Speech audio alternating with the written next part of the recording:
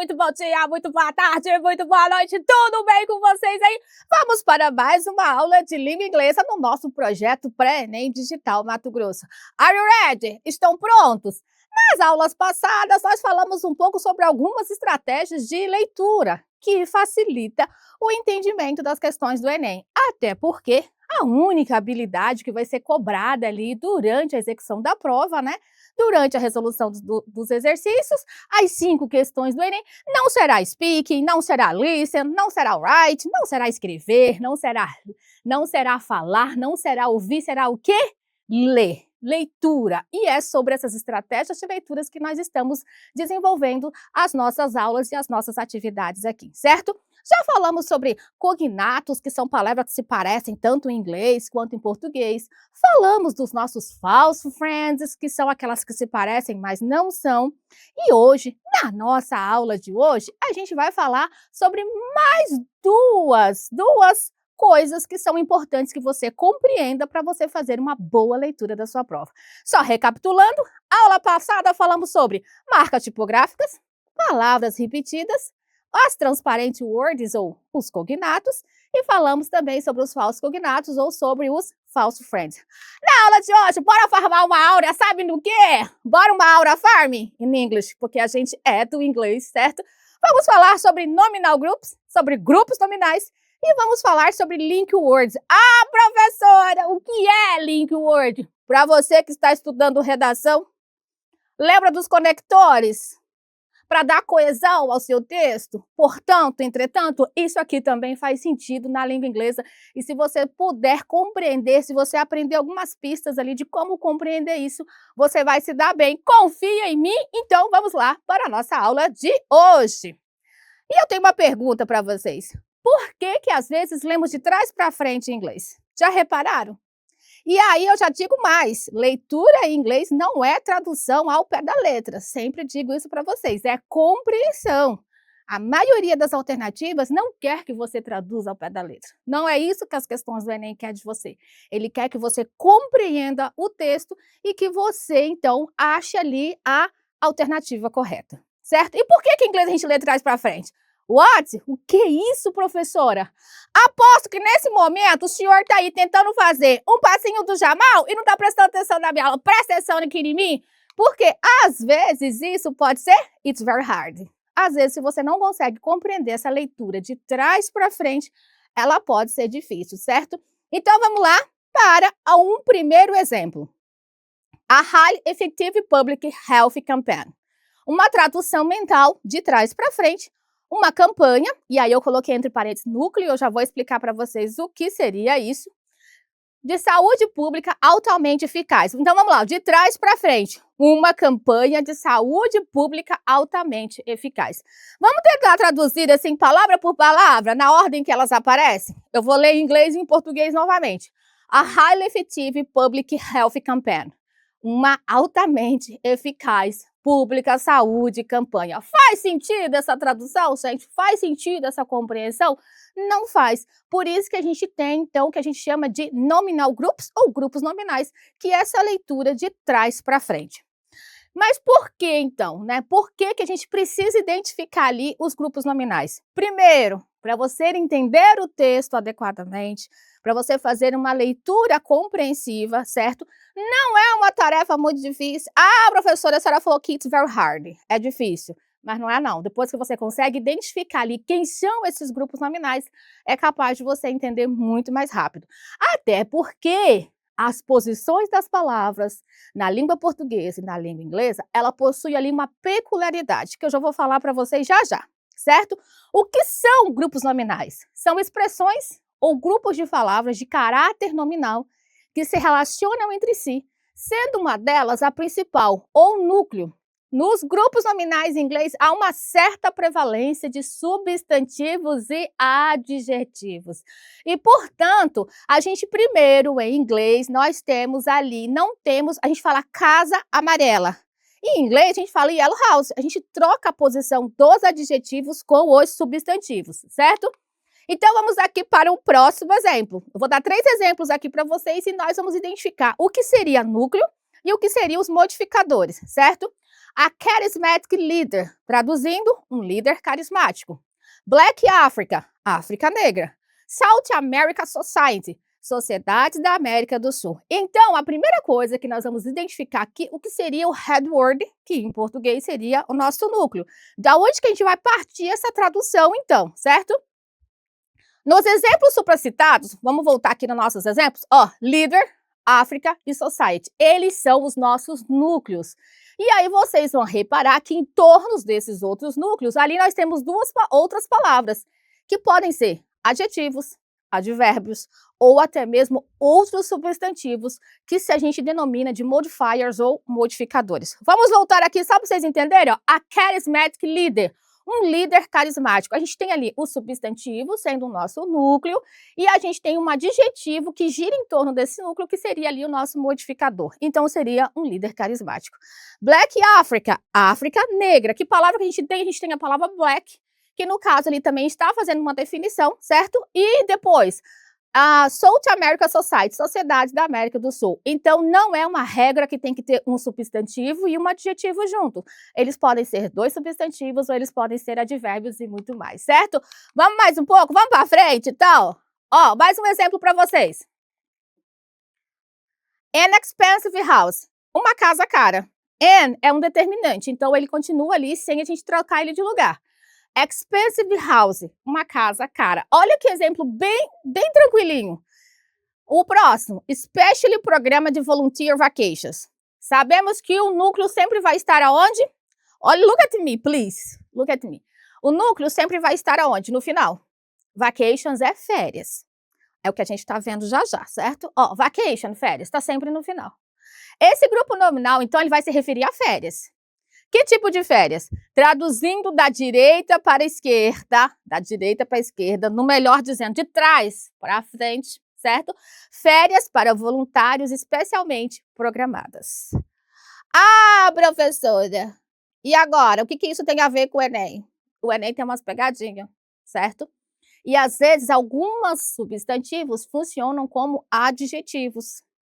E é muito comum, às vezes, a gente empilhar substantivo. Os primeiros servem sempre para caracterizar o último. A gente pode empilhar dois adjetivos e o adjetivo, às vezes, aliás, substantivos, e os substantivos têm função ali de adjetivo, certo? Por exemplo, aqui, ó, climate change, nesse primeiro exemplo. Quem que é o foco aqui? Quem que é o foco? A gente sabe sempre que o nosso núcleo vai estar no final, certo? Aqui é o change. Então, o change significa mudança. Traduzindo, mudança climática. E aí a gente tem change climate, nós mudamos as palavras de lugar. O foco aqui agora, o nosso foco, o nosso headword aqui, o nosso núcleo seria climate. Então, é um clima de mudança. Cuidado quando você tiver ali vários substantivos, que ele também pode fazer função de adjetivo. Certo? Tranquilo? Entender o que seriam os grupos nominais? Essa tradução ali de trás para frente? A posição do adjetivo e o substantivo em inglês é diferente do português. Por isso que dá essa sensação de que nós estamos lendo de trás para frente. E está correto, tá, pessoal? Tá super certo. It's a rule, é uma regra da língua inglesa. Uma dica para vocês. Professora, como é que eu vou saber se eu estou diante ali de um grupo nominal? Como é que eu vou saber? Primeira coisa, viu um monte de palavras juntas sem nenhum verbo no meio? É um grupo nominal. Nominal já fala. Existe ali os grupos verbais e os grupos nominais. A gente está falando aqui de grupos nominais, que são nomes. Substantivos, adjetivos, advérbios compõem ali o que a gente chama de grupos nominais. Ache o chefe, ache o líder aqui da sua gangue, entendeu? Ache o líder aqui, ache o seu núcleo ali e vá direto para a última palavra desse bloco. Ela é o assunto principal. Então, tem grupinhos de palavras juntos, vá até o final e traga a tradução de trás para frente, que é o que ele fala, volte qualificando. Leia as palavras anteriores de trás para frente para entender as características desse assunto. Essas são as dicas para a gente entender o que seriam os grupos nominais. Professora, isso não cai no Enem. Jura? Trouxe um exemplo de 2011 para vocês. Olha lá, inclusive eu já resolvi essa questão aqui com vocês.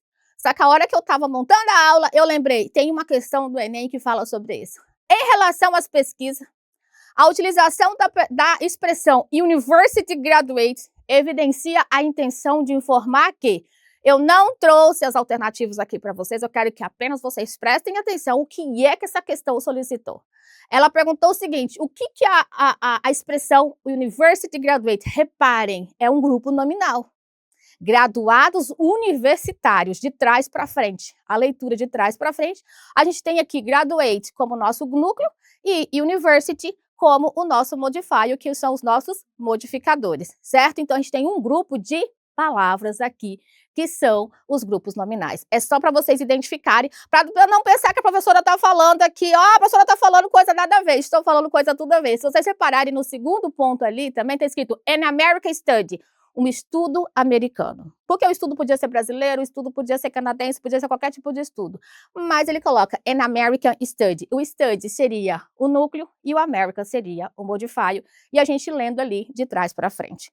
Tranquilo, pessoal? Vamos então agora, porque a gente chama de link words ou marcadores discursivos, que são as nossas famosas conjunções que nós usamos para dar a ideia de coesão. E se você está estudando, como eu já disse, para a redação, você deve estar aí com a listinha de elementos coesivos que você pode colocar na sua redação para fazer todo o sentido de coesão, certo? Portanto, entretanto, ademais, outros sim, acho chique, inclusive, outros sim. São palavras ali que são conectores que servem ali para amarrar as suas ideias. Isso acontece em inglês? É claro que sim, e eu vou mostrar para vocês agora. Então, link word ou marcadores discursivos, marcadores do discurso, tem vários nomes para isso daqui, conectores, existem vários nomes para isso daqui. Eles servem, normalmente são conjunções, certo? Servem para ligar orações ou ideias, organização da sua ideia também, e constitui, portanto, o que nós chamamos de recurso de coesão textual. Isso acontece nos textos em inglês também, certo? Os marcadores discursivos podem sinalizar adição, contraste, causa ou consequência, tempo, sequência cronológica, entre outros. Eu trouxe alguns exemplos aqui para vocês. Não dá de trazer todos os exemplos, mas os mais frequentes, os mais usados. Inclusive, um clássico está aqui na nossa tela, que é but, mas. Só que a gente também, after. After não é antes, tá? Aqui uma tradução que nós brasileiros sempre erramos. After é depois. After, tá? E às vezes a gente traduz after como antes, e não é antes, é depois, certo? Because também é um clássico da língua inglesa, porque a gente tem and. Ah, gente, and também e. Tudo quanto é texto, se vocês repararem, tem and. And é a letrinha E. E é também um conector, é um marcador discursivo. E mais um exemplo aqui, so, que é então. Vamos então aqui para nossas listinhas de marcadores discursivos. O primeiro que eu trouxe para você é de adição. Lembrando, são apenas alguns exemplos, porque não dava de trazer uma lista gigantesca aqui, tá, pessoal? O primeiro é de adição, e o primeiro é um clássico, né? Como eu já disse, and, mas você tem furthermore, in addition, moreover, beside, que traduzindo significa além disso. In addition, as well, além de. Also, to, as well. Também, tradução deles é também, aparece muito na língua inglesa. Both, and, tanto quanto, not only, but also, não apenas, mas também. E eu trouxe um exemplo para vocês. Peter is a photographer and also write books. Pedro é um fotógrafo e também, also, escreve livros. Professora, isso cai na questão do inglês, do Enem? Confia. Já eu mostro para vocês como é que vocês vão usar isso aqui nas questões do Enem, certo? Além disso, tem a ideia de contraste, que é o nosso clássico but, however, entretanto, porém, yet, despite, apesar de, instead of, gravem esse instead of. Então, vamos resolver uma questão com instead of, tá? Em vez de, although, embora, while. Outra coisa, dependendo da posição, dependendo da tradução que a gente estiver ali fazendo, vocês vão reparar que um mesmo pode ter tradução diferente, dependendo do contexto em que ele está inserido.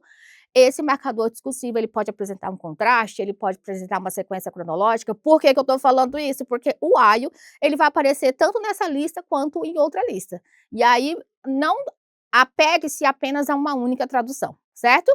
On the other hand, on the one hand, in contrast, unlike, different from, que significa ao contrário de, although I don't have money, I want to buy a car. Embora eu não tenha dinheiro, eu quero comprar uma casa. E, gente, na maioria das vezes, eles são marcados por vírgulas também. Não é obrigatoriamente, mas a maioria deles é marcado por vírgula porque ele é um conector de ideias, certo? Continuando, então, depois do contraste, a gente vai ter o de exemplificação e o de conclusão. For example, such as, like. Vou dar uma pausa aqui pro like. O like aqui não é o like do Instagram, eu já até falei para vocês sobre isso. Não é o like de curtir, de gostar lá do Instagram, tá? Não é o like do verbo gostar, tá? I like chocolate cake. Eu gosto de bolo de chocolate. Certo? É o verbo gostar. Dá um like lá na minha foto. Eu vou curtir lá a sua foto. Aqui, like tem a função de conjunção. E eu já até li alguns textos aqui com vocês falando como.